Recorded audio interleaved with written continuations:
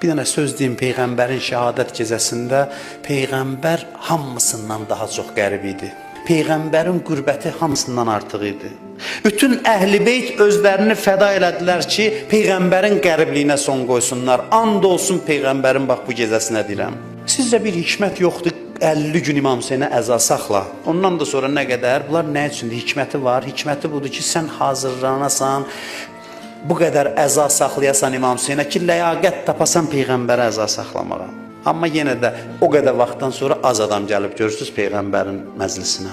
Çünki Peyğəmbər qəribdir. Peyğəmbər bugün də qəribdir. İmam Hüseynin aşurasına bilirsiniz niyə çox adamlar gəlir? Çünki İmam Hüseynin qəribliyi aşkar qəribliyidir.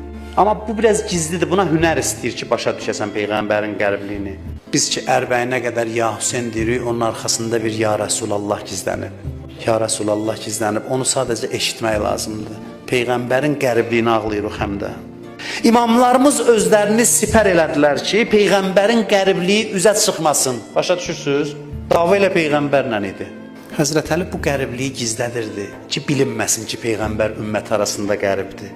Onun qəribliyini gizlətmək üçün Həzrət Əli xilafət məsələsində göz yumdu, getdi Həzrət Əlinin dəfni ilə, Həzrət Peyğəmbərin dəfni ilə məşğul oldu. Neçə nəfər dəfninə gəldi ki, Peyğəmbərin əzasına gələnlərə deyirəm. Heç kim yox idi Peyğəmbərin dəfnində.